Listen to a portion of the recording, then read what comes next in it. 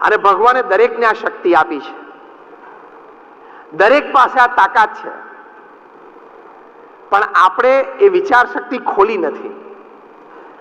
બહુ જ નાના વિચારો હોય પણ એનામાં તાકાત ઘણી વખત બહુ મોટી હોય, તમને જુદા અને ઊંચા કરી નાખે. આવી થિંક ડિફરન્સથી તમે સ્થિરતા રાખી શકો, તમે હંમેશા આનંદમાં રહી શકો, અને એ જ આપણા જીવનની મોટી સફળતા છે. કોક તમારું મોઢા ઉપર અપમાન કરે. પ્રમુખ સ્વામી મહારાજનું 1986ની સાલમાં એ વખતના કેબિનેટ મિનિસ્ટર હતા યોગેન્દ્ર મકવાણાએ મોઢે અપમાન કર્યું. 1 કલાક સુધી પ્રમુખ સ્વામીના ખખડાવ્યા, કારણ કે કેબિનેટ મિનિસ્ટર હતા, એનો પાવર હોય, અને પાછા પ્લાનિંગ કમિશનના મેમ્બર હતા. એને ખખડાવવાનું મુખ્ય કારણ શું હતું કે તમે યુવાન ડોક્ટર અને એન્જિનિયરને સાધુ બનાવો છો, તે ભવિષ્યમાં સમાજમાં ડોક્ટર્સની અને એન્જિનિયર્સની ખોટ આવશે. એટલે છે એને પહેલા નોકરી કર, છે એને તો કંઈક નોકરી આપ. અત્યારે પણ સમાજમાં 15% ડોક્ટર, એન્જિનિયર, ચાર્ટર્ડ એકાઉન્ટન્ટ બિચારા નવરા ફરે છે. પણ આ વિચારથી હવે એમને કહેવાનો કોઈ અધિકાર નહોતો આ, અને ક્યાં એના દીકરાને સાધુ બનાવેલો. અને આ પ્રવૃત્તિ વિશે કોઈને કહેવાનો અધિકાર જ નથી. ક્યાં આપણે પરાણે કોઈને દીક્ષા આપીએ છીએ? પ્રેમથી લોકો આવે છે. અને અમે દીક્ષા લીધી. બીએપીએસ સંસ્થામાં નિયમ છે 21 વર્ષની ઉંમર પૂરી થાય ત્યાં સુધી દીક્ષા ન લઈ શકે. પછી એનો 3 વર્ષનો બેઝિક ટ્રેનિંગ કોર્સ, પછી એને પહેલી દીક્ષા મળે વ્હાઇટ, પછી 2 વર્ષનો ટ્રેનિંગ કોર્સ, પછી એના ભગવા કપડા મળે, પછી 2 વર્ષની ટ્રેનિંગ, ને પછી એ બહાર સોસાયટીમાં આવે. ઓર્ગેનાઇઝ સિસ્ટમ છે. અને માતા અને પિતા બંને રજા ફોર્મ એટલે પરમિશન ફોર્મ ઉપર સાઇન કરે તો જ દીક્ષા મળે. કદાચ પિતા સાઇન કરે ને માતા એમ કે મારે મારા દીકરાને રજા નથી આપી, તો પ્રમુખ સ્વામી મહારાજને બીએપીએસ સંસ્થાને દીક્ષા ન આપે. બહુ સિસ્ટમેટિક છે ઓર્ગેનાઇઝેશન, હેફેઝાડ નથી. કોઈક ભાગી ગયો, કોઈક ગુમ થઈ ગયો અને અહીંયા આવીને ભગવા કપડા પહેરલે બીએપીએસમાં ના ચાલે. ઉત્તર ભારતમાં કોઈક સ્ટેટમાં ટ્રિપલ મર્ડર કરીને આવી ગયો ને ભગવું કપડું પહેરીને બેસી જવું ના થાય. હા, એવું થાય છે.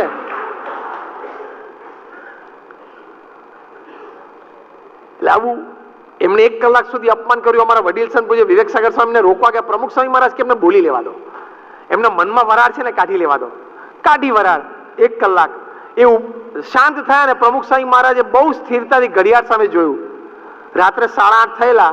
પ્રમુખ સ્વામી મહારાજ શાંતિથી અતિશય સ્થિરતાથી એક જ વાક્ય બોલ્યા કે જમવાનો સમય થયો છે, સાહેબને ખાસ જમાડી દેજો. કેટલી સ્ટેબિલિટી! 1 કલાક તમારું અપમાન કરે પછી એ વ્યક્તિને તમે પ્રેમથી જમવાનો સમય થયો તમે જમાડી શકો, એ કઈ કક્ષાની વિચારધારા કહેવાય. ત્યાં બેંગલુરુમાં એક વખત બસ સ્ટેન્ડ ઉપર એક કોલેજ જતો યુવાન બસની રાહ જોતો ઉભેલો. 2nd યર એન્જિનિયરિંગમાં ભણે. તે દરમિયાન એક યંગ મધર, 27-28 વર્ષના કોઈ માતા, એમના નાના બાળકને 2 વ્હીલર ઉપર ત્યાં બસ સ્ટેન્ડ પર મૂકવા માટે આવ્યા. સ્કૂલ બસ પર ત્યાં બાજુમાં જ ઊભી રહેતી. જ્યારે એમને મોડું થયું હશે એટલે જરા રઘવાયા હતા, ઉતાવળા થતા હતા. આ યુવાને જોયું અને સ્કૂટર પાર્ક કરીને એ માતા એના નાના બાળકને ઉચકીને બસ આવી જ ગયેલી અને કંડક્ટરને આમ હાથમાં આપ્યો. કંડક્ટરે લીધા, પાછળ તરત એને ઉપર બેસાડી દીધો અને આમ ચિંતિત ચહેરે જોતો તું અંદર જતો રહે, જલ્દી બેસી જા તું, એવું નીચેથી બૂમ પાડતા હતા. આ કોલેજના યુવાને આ દ્રશ્ય જોયું. હવે આપણે એની જગ્યાએ હોત તો આપણે શું વિચારત? પહેલા તો કઈ વિચાર જ નહીં હોય, હવે આવું થયા કરે. અને બહુ તો શું વિચારે? બહુ ડાયો હોય, ટાઈમે ઘરેથી નીકળી જવું જોઈએ, વહેલા આવવું જોઈએ, એવું બોલે ને. આ છોકરાએ પોઝિટિવ વિચાર કર્યો, થિંક ડિફરન્ટ, કે આવું ઘણા બધાને થતું હશે. લાસ્ટ મિનિટ પર નાના બાળકને સવારના પોરમાં તૈયાર કરીને સ્કૂલે મોકલે. એમાં 2 જો નાના બાળકો હોય ને બેની સ્કૂલ જુદી હોય, ટાઈમિંગ 15-25 મિનિટ આગા પાછળ, તો સવારના પોરમાં 2-2.5 કલાક તો બધા ફેમિલી મેમ્બર્સ રગવાય થઈ જાય, એસ્પેશિયલી એમના mothers. Can I help them? હું એમને મદદ કરી શકું? Think different. હું આ પરિસ્થિતિને કેવી રીતે સુધારી શકું? એટલે એને એક સોફ્ટવેર ડિઝાઇન કર્યો. એ સોફ્ટવેર એને પ્રાઇમરીલી એક સ્કૂલમાં ઉપયોગ કર્યો કે નાનો બાળક સ્કૂલ બસમાં ચડે એટલે સેન્સરને ટચ કરે એટલે એના મધરના મોબાઈલ ઉપર મેસેજ જાય કે તમારો બાળક બસમાં બેસી ગયો. એ પાછો એની સીટ ઉપર જઈને બેસે એટલે સેન્સરથી કટ થાય એને મેસેજ જાય કે સીટ ઉપર બેસી ગયો. એ ક્લાસમાં એન્ટર થાય એટલે એને ડોર ઉપર જે સેન્સર હોય એને ટચ થઈને જવાનું. ટચ કરે એટલે એની માતાને મેસેજ જાય કે ક્લાસમાં એન્ટર થઈ ગયો. ક્લાસમાં શિક્ષક કંઈ પ્રશ્ન પૂછે ને જો એ બાળક હાથ ઊંચો કરે ને તરત સેન્સરથી કટ થાય એની ફિંગરપ્રિન્ટ્સ અને એની માતાને મેસેજ જાય કે ક્લાસમાં એને હાથ ઊંચો કર્યો જવાબ આપવા માટે. એટલે દર અડધો કલાકે મેસેજ જાય ને એટલે નિશ્ચિંત રહે કે મારું બાળક સેફ છે, સ્કૂલમાં છે, ભણે છે અને આનંદમાં છે. અને આ સોફ્ટવેર ઘણી બધી સ્કૂલ્સમાં શરૂ થયું, બેંગ્લોરમાં, મુંબઈમાં, બધે. સિલિકોન વેલીમાં સેન હોઝેમાં એક જાયન્ટ આઈટી કંપનીને ખબર પડી કે આ છોકરાએ આવું સોફ્ટવેર બનાવ્યું છે which is a tremendous potential. એટલે એની સાથે નેગોશિએશન શરૂ કર્યું અને દે કેમ down to $65 million.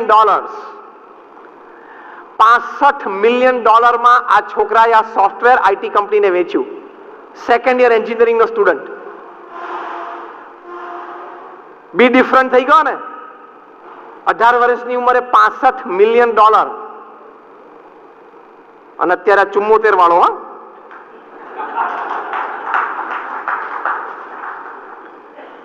See, think different, you be different.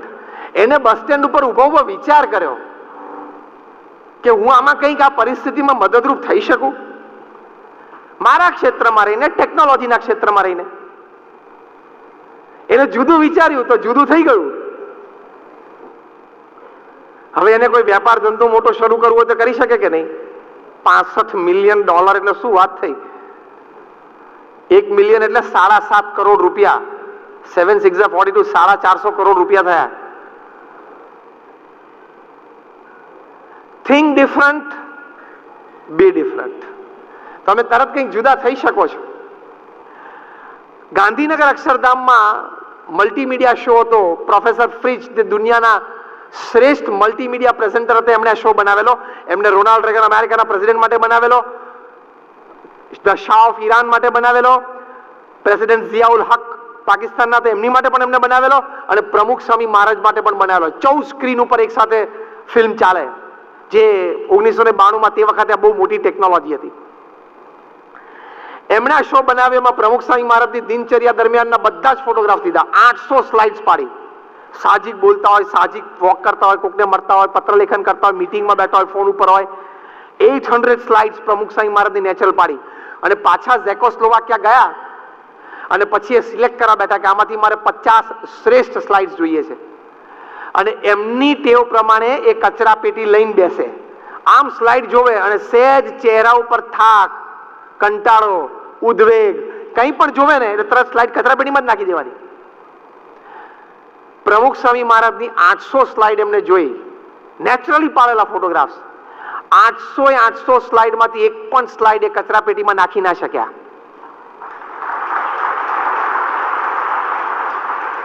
The smile on the face. એક પણ ના નાખી શક્યા. એમને બહુ જ આશ્ચર્ય થયું કે હવે મારે જે ખાલી 50 લેવી છે કેવી રીતે લેવી?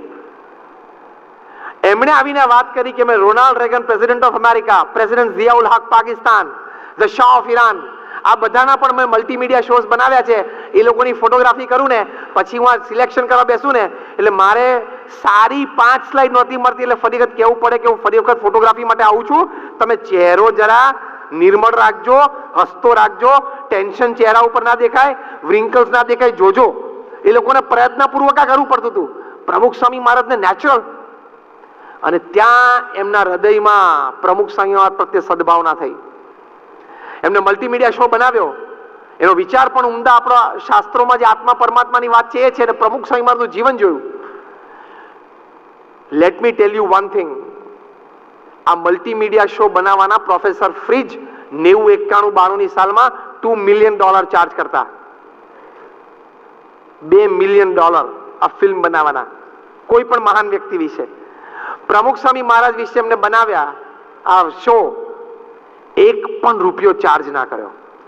એમને તો ઝેકમાં ઉછરેલા, સામ્યવાદ દેશ, ભગવાન સંબંધી કોઈ વાત ક્યારે એ લોકો માને નહીં. ભક્તિ અને ધર્મ તો બહુ દૂરની વાત થઈ ગઈ. નાસ્તિક જ, પણ એમના અંતરમાં પ્રમુખ સ્વામી મહારાજ પ્રત્યે સદભાવ થયો કે આ વ્યક્તિ એના ચહેરા ઉપર સતત આનંદ અને સ્મિત એટલા માટે છે કે એનું હૃદય હંમેશા સદવિચાર અને સદભાવનામાં રહેલું છે. આ થિંક ડિફરન્ટ.